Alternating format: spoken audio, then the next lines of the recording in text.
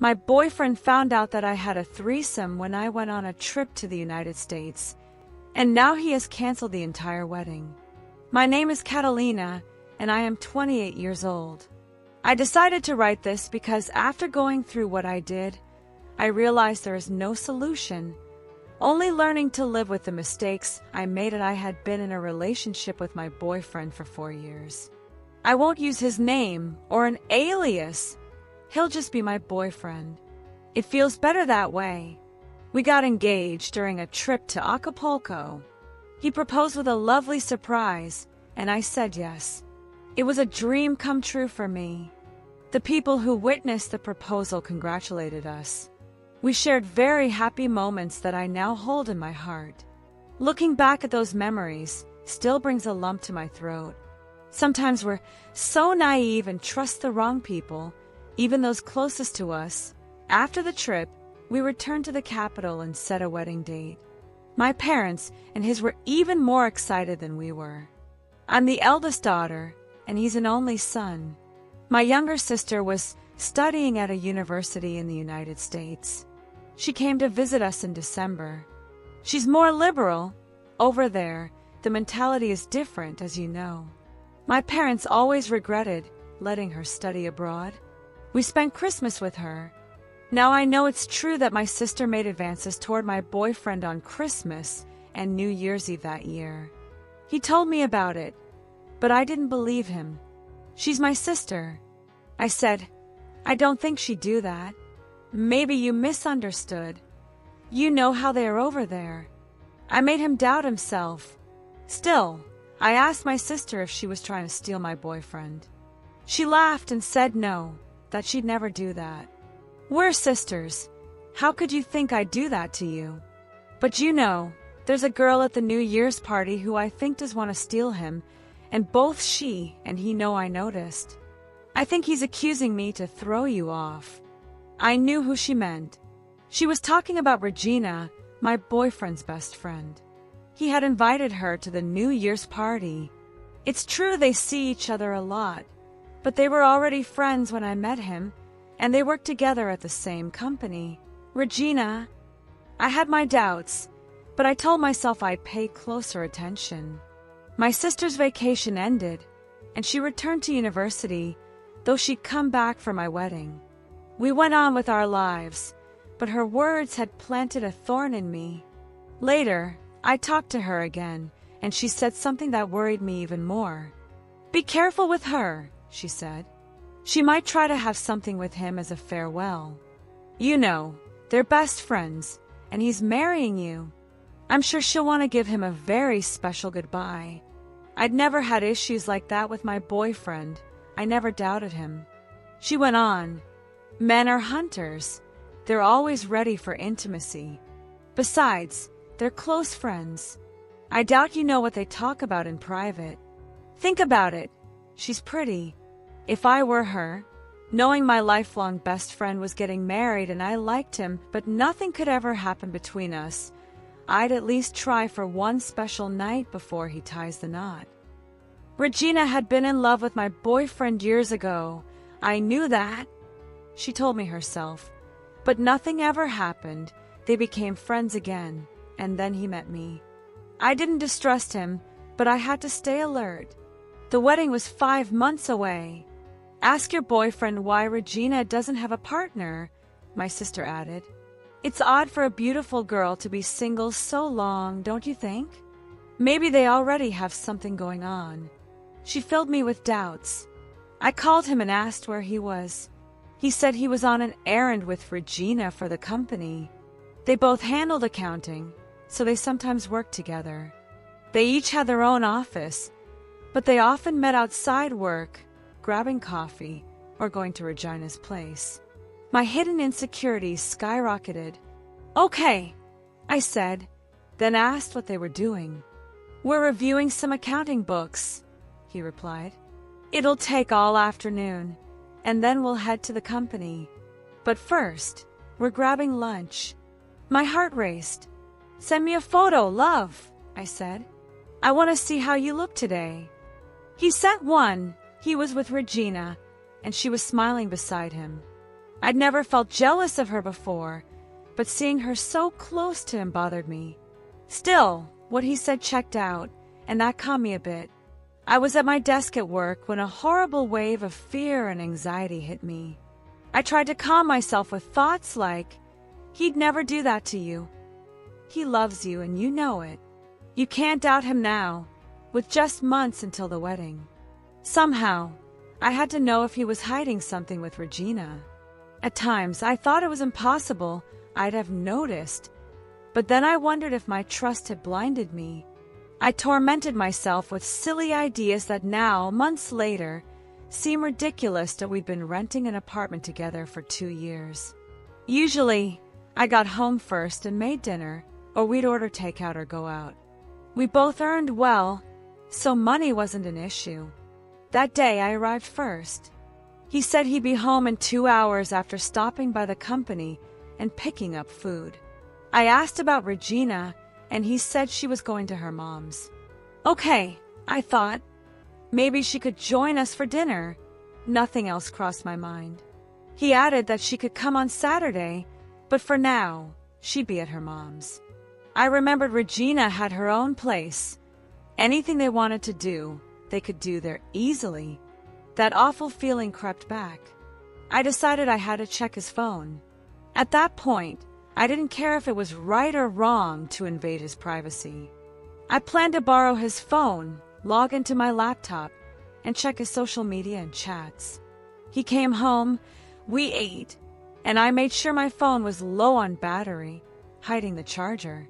While he was in the bathroom, I asked to use his phone for a call. He hesitated for a moment, and my blood pressure dropped.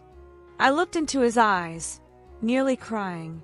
He handed it over and went to the bathroom.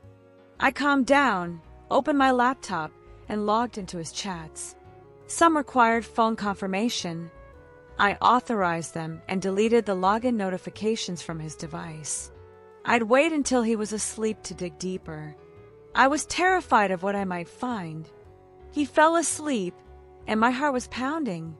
I checked his social media chats first, conversations with friends and colleagues, but nothing from her.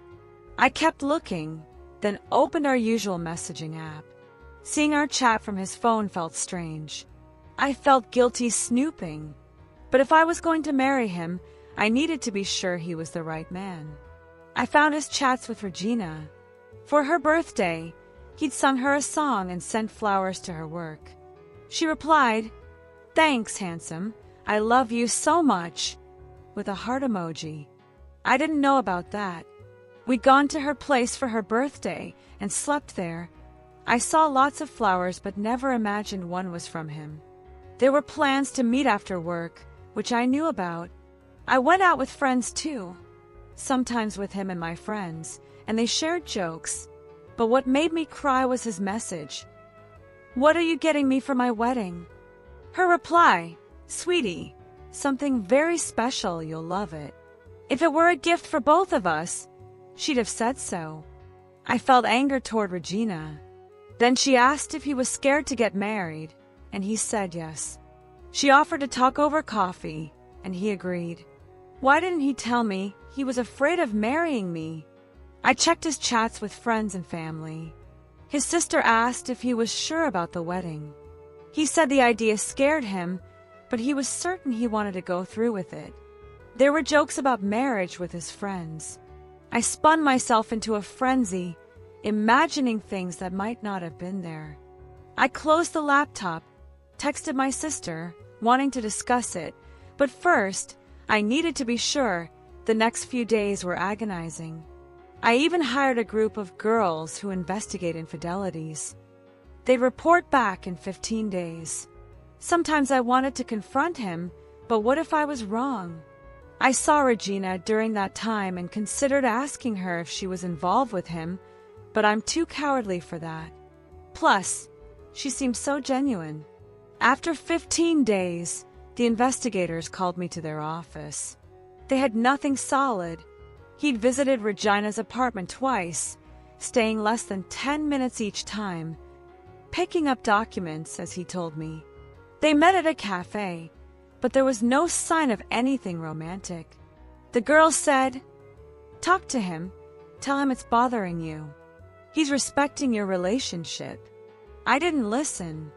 I asked them to follow him another 15 days. I needed certainty about his friend.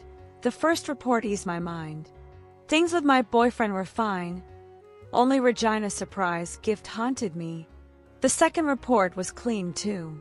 Just that damn gift lingered. With 1 month until the wedding, my nerves were shot. Preparations were on track. Work gave me a month off early to plan. I kept talking to my sister, who invited me to visit her in the U.S. The wedding was set.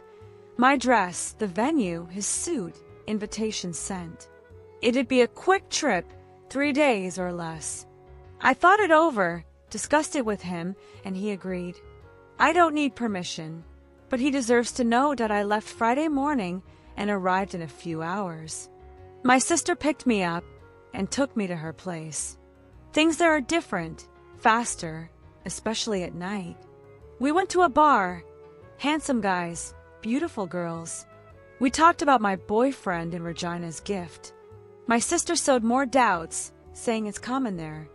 I cried, imagining him with his best friend. We drank. I lost track of how much. She toasted to my wedding, 15 days away. Strangers cheered. Guys approached us. Saying I was getting married seemed to make me a prize. We toasted, laughed, and I slept with one of them. I woke up in her bed, him beside me, both of us naked. I felt like I'd been intimate. My head pounded from the hangover. I was a mess. I'd been texting my boyfriend before the toasts, but I'd gone over 10 hours without contacting him. I scrambled for my clothes, tripped in my panic, and my sister woke up to me crying on the floor. She kicked the guys out. They left silently. She tried to calm me, but I was hysterical. I locked myself in the bathroom, showered, and sobbed. I'd slept with a stranger. It hurt to realize I'd done what I feared he'd do with Regina. After 20 minutes, I emerged. She said he'd been calling and texting. "Don't panic," she said. "Tell him you ate something bad, got a stomach infection, and slept it off." I texted him that, and he called. I was a nervous wreck. She yelled at me to pull it together and stick to the lie. I answered, "Hi, love. Sorry I didn't reply. I was really sick." "Why didn't you tell me sooner, Catalina?" I was worried. I fought tears. "Sorry, love, I'm okay now. How are you?" "Good. I'm with Regina, booking the musicians and checking the cake." Those were his tasks, but hearing her name killed my urge to cry. "Okay, what else are you two doing?" My sister smirked, made an obscene gesture, and mouthed they'd hook up later. "Have fun, enjoy, I've got to go." Heading to the beach with my sister. "Everything okay, love?" he asked. "Yes, love, all good." He paused. "Is there something you want to tell me?" "No, love, I'm off. Talk later." I hung up. He texted, "I don't know what's wrong, Catalina, but I love you and can't wait to be your husband." I didn't reply. I sat down. Coming here was a bad idea, I told my sister. "No," she said. "You should feel free. You're not married yet. That's why he'll do it with Regina. What's the harm? You can too." I cried. It wasn't the relationship I wanted. I took a pill and slept. My head felt ready to burst. I woke at 7 p.m. She wasn't there but returned an hour later. I had been mulling her words. Maybe my view of our relationship was one-sided. She convinced me to go out again, somewhere quieter. I was losing it in the apartment. We went to another bar, talked about the wedding and my marriage expectations. I skipped alcohol, ordered coffee. She brought up divorce rates and Regina's constant presence in his life. She ordered drinks, and we hit a busy avenue bar. She announced my wedding again. Guys flocked to us. We drank, laughed, and I slept with 2 men at once. I woke up with them in her bed. She was on the couch with another guy. I got up, wanting to die. My head was fine, but my body ached. I showered, sat, and cried for over 2 hours. She tried to get me out. I refused. When she stepped out, I changed and bolted to the airport. I went to my parents' house, not telling my boyfriend I was back in the capital. I hid my turmoil. They asked about life there. Same as here, I said. I showered, cried, felt lost. I wandered aimlessly, then read his messages in a park. He loved me, I'd always known. I'd just gotten confused. I found a therapist nearby, begged her to see me as she was leaving, and she agreed, seeing my desperation. I told her everything, from my sister's visit to my U.S. trip. She said, I understand. You made a mistake cheating on your fiancé, driven by alcohol and your sister's manipulation, not just pressure. You're not a bad person, but you must own your actions. Decide whether to tell him. If you do, brace for consequences, like the wedding being canceled. If not, you'll carry guilt and need to rebuild trust in yourself and the relationship. Either way, get therapy. Process your emotions, understand what led here, and restore your self-esteem. With time and effort, you can heal and have healthier relationships. You're human, made a grave error under influence. Now recognize it. Seek forgiveness where needed. Learn and grow. You'll be okay if you commit to the work. I left, promising full therapy. I decided to hide it from him. I called, apologized for our last talk in my silence, said I was at the apartment. He came after work. I threw myself at him, crying, saying I was confused about the wedding, not mentioning Regina, as a therapist said my jealousy was baseless, fueled by my sister. Inside, I knew I was sorry for cheating. He comforted me. We ate, were intimate. I barely recall those nights with the guys, just what I've shared. 3 days past. Less than a week until the wedding, I hadn't spoken to my sister. My nerves worsened, my distrust of Regina faded. The three of us went out one night. He went to work. I was making a list when someone knocked. It was Regina. I greeted her. She slapped me hard, crying, "How could you? Were you jealous of me, or was it an excuse?" She cursed me harshly. When she said jealous, I knew she knew, but I denied it. "I don't know what you mean, Regina. What's wrong?" She showed me a video, me at the bar, then my sister's place. "No," I thought, crying. I begged her not to tell him. "You'll never marry him, not while I'm alive," she said and left. I wept like never before. I called him, sobbing. "Catalina, what's wrong? Are you okay, love?" "I'm sorry, love. I love you with all my soul." "It's okay. I was scared too. It's normal." My heart ached. "Listen, love," I cried. I cheated with guys on my trip with my sister. I slept with them. Silence then. "Catalina, what did you say?" I screamed. "I'm sorry, love. I love you. Forgive me." He hung up. I waited, hoping he'd call or come. Anguish consumed me. Messages from family and friends asked why the wedding was off. His social media said it was canceled. I know Regina posted it. She took over, canceled everything, took him to her place. I called all night. He didn't answer or come. Next day, my parents demanded I visit or they'd come.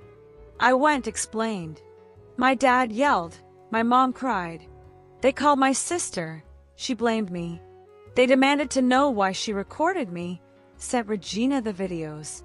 She never answered me, just texted, "Sorry, sister." A lawyer friend suggested suing her, but I only wanted him. While at my parents', he'd taken his things. Back home, his clothes, photos gone. I called him, Regina, no reply. At his work, they said he took mental health leave, might not return. They knew it was me. I went to Regina's, terrified he'd be broken because of me. I knocked, no answer. After 6 hours, The doorman said she and a man had left on a trip. I died inside.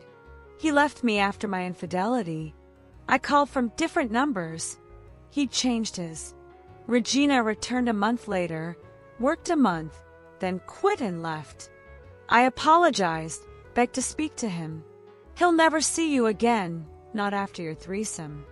I told him to confront you, but he won't, she said. I need to know how he is. He's fine, happy, enjoying himself, she mocked. Not knowing drove me mad, depressed me. I moved to my parents, did months of therapy, hired the investigators. No trace. They're likely in another city. Their social media is silent. I battled chronic depression. Family and friends helped, but the guilt and pain of hurting him linger. I cut off my sister. After a year and 3 months, I worked again, but life's incomplete. Without his closure, I haven't healed fully. Recently, I met his relative. He's with Regina. She's pregnant. The pregnancy seemed exaggerated, but the relationship felt true. They're abroad, he said sincerely. I can spot lies now thanks to therapy. My sister won't manipulate me again. I'll wait to talk to him as long as it takes. I close with his favorite phrase. Life is a blank canvas. Each day is a brush stroke we paint ourselves.